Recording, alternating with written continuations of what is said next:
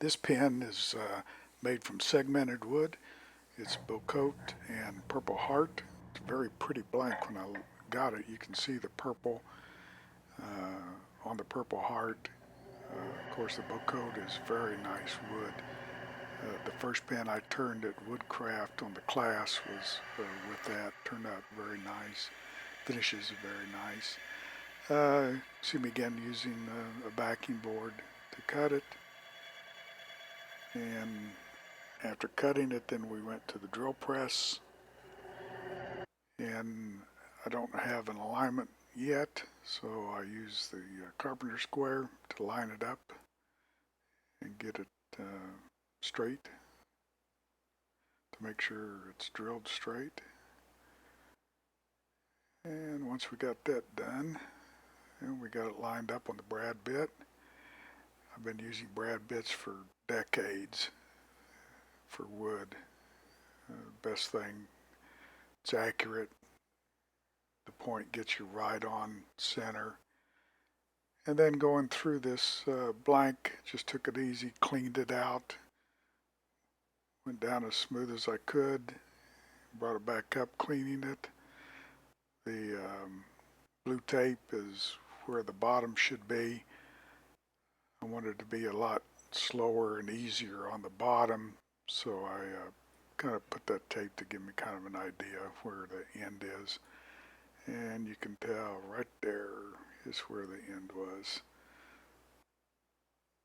So we got it done, took it off, went over to the bench to install the tube. And I always use 5-minute epoxy. And I use a gram scale to weigh out. It's just about as accurate as you can get. I use about 16 grams, 8 and 8, or 9, somewhere around the 9 and 9 or 8 and 8. But I get it weighed out, then I'll mix it up with a popsicle stick. You can get those popsicle sticks by the hundreds on Amazon. And sometimes it takes a few to get it right exactly where you want it.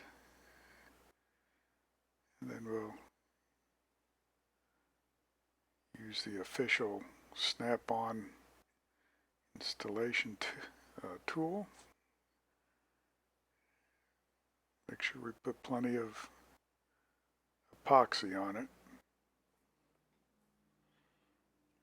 No telling what kind of gaps that are between the tube and the wood. And I'll leave it set where the, this is on time lapse, quick. So you'll see the epoxy turning yellow, and I leave the stick in it. So when that's hardened up and you can't get the stick out, and you smack it around, then you kind of know that the tube is also the same way. And this is sped up also. I think it's 8 times for the lathe. I'll start off the roughing gouge and just take it down. I'm getting a little tear out on the corners. I think I had the angle off just a little bit on it. But it was very easy to work with. Both woods are very easy to turn. The finish came out very, very good. The blank was a nice looking blank with the two wood. You can kind of see it starting to shine a little bit, even with the roughing gouge. Now, one thing that I needed to do a little better, and you'll see it in the last photo, is for some reason I left this a little high in comparison to the bushings. And you can kind of see it right there to where the wood is just a little high off of that bushing. Now you don't want to get it right on, because then when you start sanding, then you'll get it below the bushing or have a problem where the end of the tube is. You get it too short or too thin right there. But I'm not having a problem with it because I left it just a little too thick. So I'm running the sandpaper through it right now. I think it's 220. And then I go to 320.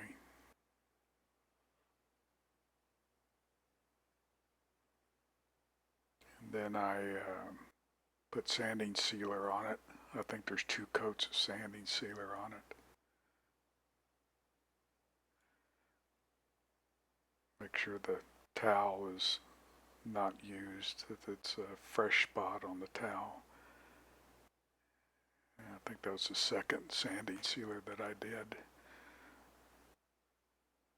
Went on very well. Finish wasn't bad with it.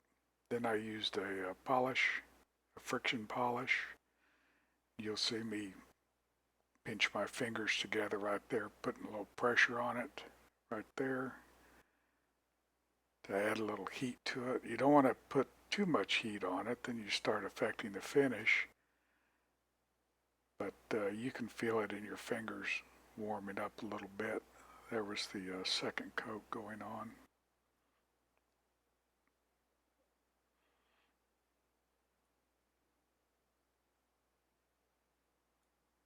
Again, putting a little heat on it to get it polished up. You see, it looks good. Finish came out good. And we'll get it off the mandrel, and we'll take it over and break out the pack. It's a Wall Street 2 pin from Woodcraft. The blank also came from Woodcraft. We'll get the pin out and start putting it together. Kind of goes very simply like that. That little ring in the bottom right then goes on to the blank and then pushes in. Another picture of the blank that it turned out well. Using a squeeze clamp again to put everything together. Went on very, very nicely.